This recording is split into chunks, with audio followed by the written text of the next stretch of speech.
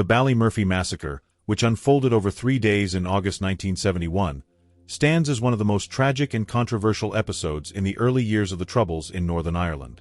Taking place in the Ballymurphy estate of West Belfast, this event saw the deaths of 11 civilians at the hands of the British Army, specifically the Parachute Regiment, a unit that had already gained notoriety for its aggressive tactics in Northern Ireland. The massacre not only left a deep scar on the local community but also symbolized the broader tensions between the Catholic nationalist population and the British state during this period. The immediate context of the massacre was the introduction of internment without trial by the Northern Ireland government in August 1971. The policy aimed to detain suspected Irish Republican Army (IRA) members in the hope of curbing violence. However, the implementation of internment disproportionately targeted the Catholic community, inflaming already high tensions in nationalist areas. In Ballymurphy, a densely populated working-class Catholic neighborhood, the arrival of British troops was met with fear and suspicion. Residents were aware of the heavy-handed tactics used in other areas, and the presence of armed paratroopers on the streets created an atmosphere of intimidation and danger. Between August 9 and 11, 1971, British paratroopers conducted a series of operations in Ballymurphy. During this period, 11 civilians were shot dead. The victims included a wide range of people: men, women, and even a priest. Among them was Daniel Teggart, a 45-year-old father, and Joan Connolly, a mother of 8 children. The circumstances of their deaths were highly contested for decades, with initial British Army statements suggesting that the victims had been armed or involved in violent activity. However, eyewitness accounts and later investigations painted a different picture. Many of the victims were unarmed, engaged in ordinary activities, or attempting to flee the violence. For decades, the Ballymurphy Massacre was shrouded in controversy and denial. Families of the victims faced immense frustration as their calls for accountability were largely ignored. It was not until 2018, following decades of campaigning and public inquiries, that a coroner's inquest formally examined the killings. The inquest concluded that all 11 victims were entirely innocent and were unlawfully killed by members of the British Army. The findings highlighted a pattern of excessive force and negligence, emphasizing that the Army's actions were disproportionate and unjustified. The Ballymurphy Massacre is emblematic of the wider failures of the British state during the Troubles, particularly in its early years. It revealed the dangers of militarized policing in civilian areas and the tragic consequences of policies that prioritized security over human rights. Beyond the immediate loss of life, the massacre left lasting trauma for the families and the Ballymurphy community, contributing to a legacy of mistrust that would persist for decades. Today, Ballymurphy is remembered as a site of both mourning and resilience. Annual commemorations honor the victims, and the official recognition of the truth has provided some measure of closure to families who had long demanded justice. The massacre remains a stark reminder of the human cost of conflict and the necessity of accountability in the exercise of state power.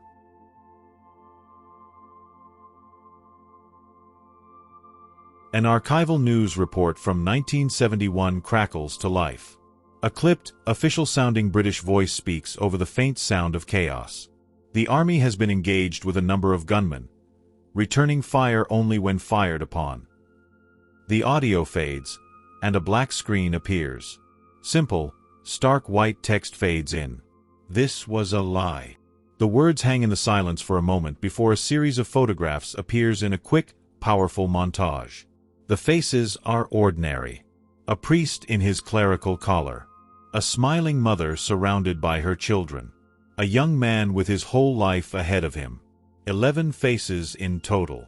These were not gunmen. They were not terrorists. They were civilians. And over 3 days in August 1971, they were killed by an elite unit of the British Army. This is the story of the Ballymurphy Massacre, a state-sanctioned tragedy the world was told to forget, and the 50-year battle to reclaim the truth.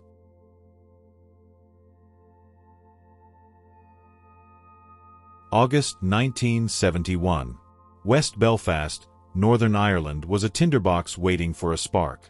The period known as the Troubles was just beginning, but the battle lines, political, religious, and sectarian, were already drawn deep into the streets. In the Catholic nationalist area of Ballymurphy, a sprawling housing estate on the city's edge, life was lived on a knife's edge. The local police force, the Royal Ulster Constabulary, wasn't seen as a protector, but as an enforcer for a discriminatory state. The British Army, sent in 2 years earlier as a supposedly neutral peacekeeping force, was now viewed with growing suspicion and hostility. This was the world the people of Ballymurphy lived in.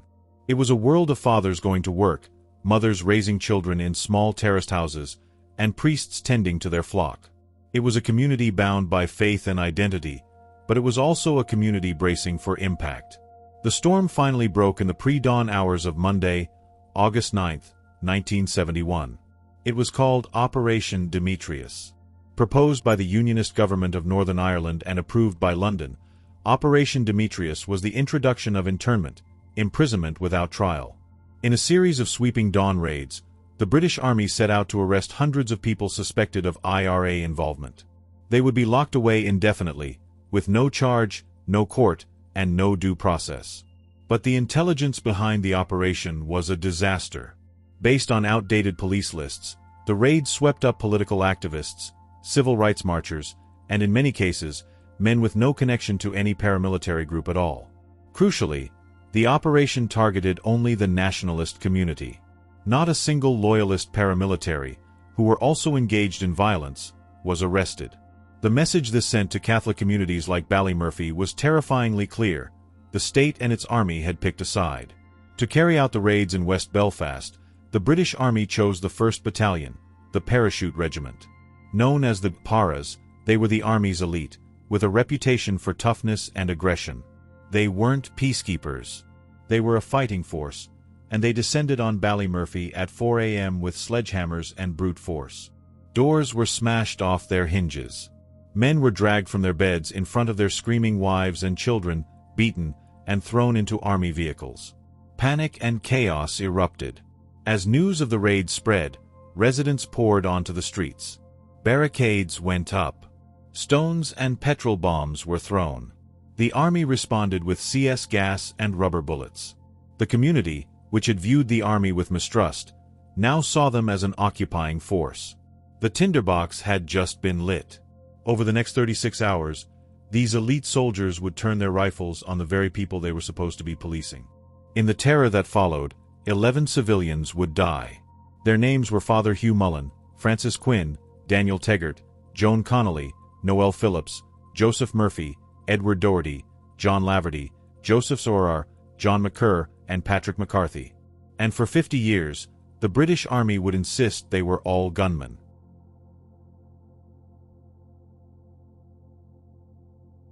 The first shots rang out on the evening of August 9th, near the Paras' makeshift base. Across a patch of open ground known as the Mansfield, a crowd of residents had gathered. Some were protesting, some were just watching the chaos unfold. Suddenly, a single shot cracked through the air. A local man, Bobby Clark, who was helping children get to safety, crumpled to the ground, shot in the back. As he lay wounded, panic erupted. People scattered, but the shooting continued, pinning everyone down. Watching from his parish house was 38-year-old Father Hugh Mullen. A popular local priest, he'd spent the day trying to de-escalate tensions. Seeing Bobby Clark wounded and exposed, his first instinct took over. Father Mullen called the army base to tell them a priest was going onto the field to give aid. He grabbed the first white object he could find, some say a cloth, others a white baby grow, and walked into the field, waving it as a clear sign of peace. He reached Bobby Clark and began administering the last rites. As he finished, he turned to leave. At that moment, a soldier from the Parachute Regiment, positioned on a nearby roof, took aim and fired, striking Father Mullen in the back. For some time after, eyewitnesses could hear the priest praying aloud as he lay dying on the field. 19-year-old Francis Quinn saw Father Mullen fall. He ran to help the priest and was shot and killed as he did. A coroner would later rule the use of force was clearly disproportionate. But the bloodshed on that field was only the beginning. In the same area, a small group of people were pinned down by gunfire. Among them was Daniel Teggart, a 44-year-old father of 13. As the soldiers opened fire, he was hit. The 2021 inquest confirmed the horror. Daniel Teggart was shot 14 times, with most bullets entering his back. With him was 44-year-old Joan Connolly, a mother of 8. Her family remembers her serving tea and sandwiches to the very same soldiers when they first arrived, believing they were there to keep the peace. That instinct to help was her undoing. As she stood with the group, 20-year-old Noel Phillips was shot nearby. Believing the soldiers wouldn't fire on a woman, Joan ran to help him. She was shot multiple times, with one bullet striking her in the face. The horror didn't end there. Eyewitnesses said Joan Connolly was left to bleed to death for hours. She could be heard crying for help, but medical attention was refused. The inquest found she likely survived for tens of minutes, maybe longer, before she died. Decades later, her daughter recalled how her father couldn't even identify his wife in the morgue because her face was so disfigured. Another man in that group, 41-year-old Joseph Murphy, was also shot and wounded. He was taken into army custody where he claimed he was beaten and then shot again. He died from his injuries 13 days later. And when his body was exhumed in 2015, a second bullet was found, proving the story he'd told from his hospital bed. By the end of the first night, 6 innocent civilians were dead or dying. The terror continued. On August 10th, 31-year-old Edward Doherty, a former soldier himself, was shot and killed. The army claimed he threw a petrol bomb. The inquest found no evidence to support this. In the early hours of August 11th, the Parras were again at the center of the violence. 20-year-old John Laverty and 43-year-old Joseph Sorar were shot. The Army's official story was that they fought a 2-hour gun battle with 20 gunmen, killing 2 of them. John Laverty was killed at the scene, shot in the back and leg. Joseph Sorar, a father of 6, died of his injuries 16 days later. The Army's claims were lies. No weapons were found. Both men were unarmed. The 10th victim was 49-year-old John McCurr, a father shot by a sniper while standing outside a church. The 11th, Patrick McCarthy, a 44-year-old social worker, didn't die from a bullet. During a confrontation with soldiers, a gun was allegedly put in his mouth. Paddy McCarthy suffered a massive heart attack and died on the spot. In just 3 days, a single army regiment had killed 11 people. 57 children lost a parent. A community was shattered.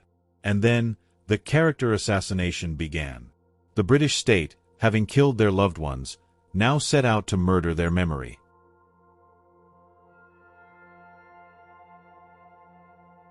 As Ballymurphy reeled in shock, the British Army's PR machine kicked into high gear. The story they created was simple, decisive, and a complete lie. Brave soldiers had engaged with ruthless IRA terrorists. It was a lie that would be broadcast by the media and stand as the official record for half a century.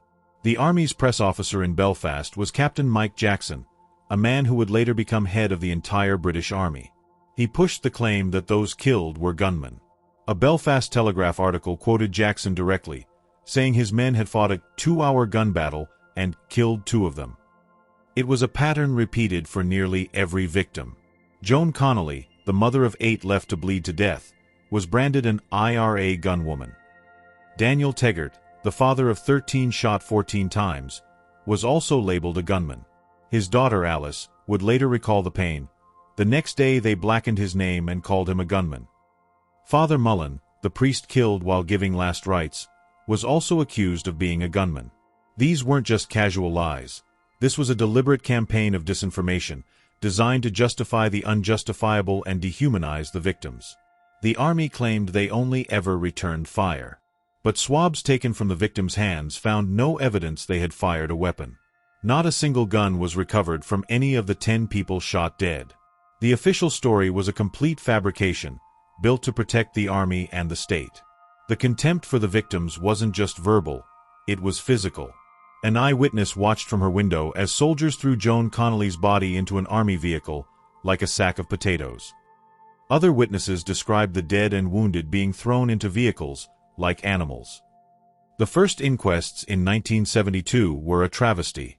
They failed to properly investigate the deaths and returned an open verdict, providing no answers and no accountability. This effectively endorsed the Army's cover-up, leaving the slur of gunman hanging over the innocent.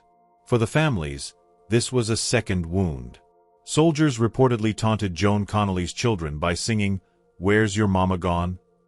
The trauma was immense. The massacre at Ballymurphy didn't happen in a vacuum. It set a terrifying precedent. The same unit, the 1st Battalion of the Parachute Regiment, would go on to commit an even more infamous atrocity just 6 months later.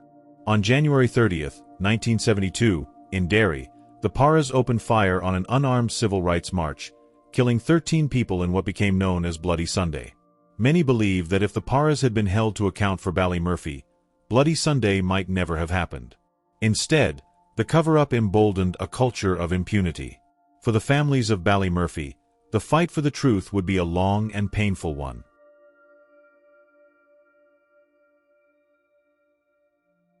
For decades, the story of the Ballymurphy Massacre remained a footnote, overshadowed by the international outrage that followed Bloody Sunday.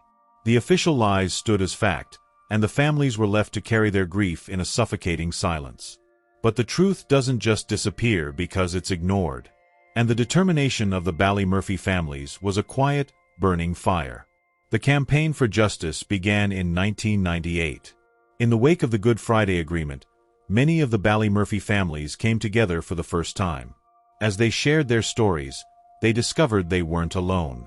This was the birth of the Ballymurphy Massacre campaign. These ordinary people, children, siblings, and spouses of the victims, embarked on an extraordinary quest. They started by walking the streets of Ballymurphy, knocking on doors, and painstakingly piecing together the truth. They were amateur detectives fueled by love and righteous anger, eventually finding and formally interviewing around 130 eyewitnesses. They became researchers, digging through archives to build their case. They connected with the families of the Bloody Sunday victims, who offered not just support, but crucial guidance on how to navigate the legal and political maze. Propelled by Andrea Murphy from Relatives for Justice and family members like John Teggart, son of Daniel, the campaign grew. They lobbied politicians in Belfast, Dublin, London, and Brussels. They refused to let the world forget. Their fight was a constant uphill battle against a state that simply didn't care, and often actively stood in their way. The Ministry of Defense tried to block them at every turn. Funding for new inquests was repeatedly delayed. Human rights lawyers representing the families were vilified by the British press. Despite the obstacles, the families persevered. Then, in 2011, a breakthrough. The Attorney General for Northern Ireland granted the family's request for fresh inquests into the 10 shooting deaths. It was a landmark decision, a recognition that the original verdicts were inadequate. The Irish government voiced its support, committing to help the families. But the wheels of justice turn excruciatingly slowly. It took another 7 years for the new inquests to actually begin. In November 2018, almost 48 years after the massacre, the families, now decades older, prepared to sit through 100 days of evidence to finally confront the state in a court of law. As John Teggart said, "We have taken on the might of British state and won. We dragged them to court kicking and screaming. We did finally get our day in court." After nearly 50 years, a light was about to be shone on the crimes of Ballymurphy. On Tuesday, May 11, 2021, the families of the Ballymurphy victims gathered at a Belfast courthouse, carrying framed photographs of their loved ones. After a 50-year fight, they were about to hear the truth. Presiding coroner Mrs. Justice Siobhan Keegan began to deliver her findings. The courtroom was silent as she methodically dismantled the Army's long-held narrative. Her judgment was clear, unequivocal, and devastating for the British state. She declared that the 10 civilians shot and killed were entirely innocent of any wrongdoing on the day in question. She found that 9 of the 10 were killed by the Army and that the use of lethal force was not justified.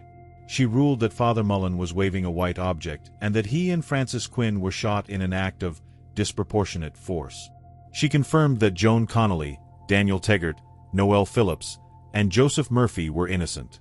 She found that John Laverty and Joseph Corr were unarmed and posed no threat. For every victim killed by soldiers, the finding was the same: they were innocent. The state's official story, held up for 50 years, was now, officially and in a court of law, declared a lie. Justice Keegan's findings were a complete vindication. In the courtroom, the families wept and applauded. John Teggart, his voice thick with emotion, told the press, "We have corrected history today." Briege Voyle, Joan Connolly's daughter, said, "This is a weight off our shoulders. We have got justice after 50 years. My daddy died a broken man." The coroner's report was also a blistering indictment of the state itself. Justice Keegan criticized the abject failing of the authorities to properly investigate the deaths and found that the lack of planning for the entire military operation breached the European Convention of Human Rights. In short, the state had failed in its most basic duty, to protect its citizens' right to life. The response from the British government was widely criticized. Prime Minister Boris Johnson offered an apology, not for the killings themselves, but for the flawed investigations and the long wait for the truth. The families felt this completely missed the point. Eventually, the government's Northern Ireland Secretary, Brandon Lewis, stated in the House of Commons, "The findings of the coroner are clear. Those who died were entirely innocent of wrongdoing. The events at Ballymurphy should never have happened." For the families, the inquest was the culmination of a life's work. They had taken on the establishment and won. The world now knew the truth.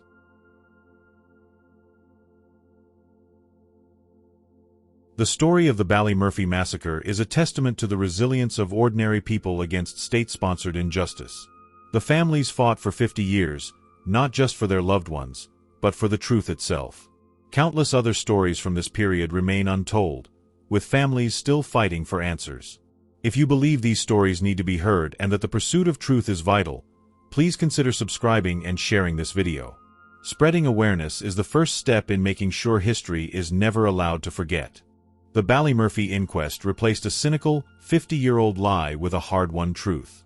The 11 victims weren't terrorists. They were a priest, a mother, fathers, and sons. They were innocent civilians, murdered by the state. But these findings didn't mark the end of the journey. For the families, truth without accountability is only partial justice. The inquest could determine facts, but it couldn't assign criminal blame. In the very same week as the findings, the UK government pushed forward with new legislation designed to grant an effective amnesty to former soldiers for crimes committed during the Troubles, shutting the door on future prosecutions. The families saw this as a profound betrayal, the state once again trying to sweep its crimes under the carpet. The legacy of Ballymurphy is therefore complex. It's a story of immense tragedy and a calculated cover-up. But more than anything, it is a powerful story of courage. It is the story of the Taggart family, the Connolly family, the Mullen family, and all the Ballymurphy families who refused to accept the lies. They showed that a small group of determined people, armed with the truth and an unbreakable will, can take on the might of a state and win. They have cleared the names of their loved ones. Their fight for full justice continues, but their victory in establishing the truth ensures the 11 innocent people killed in West Belfast in August 1971 will never be forgotten.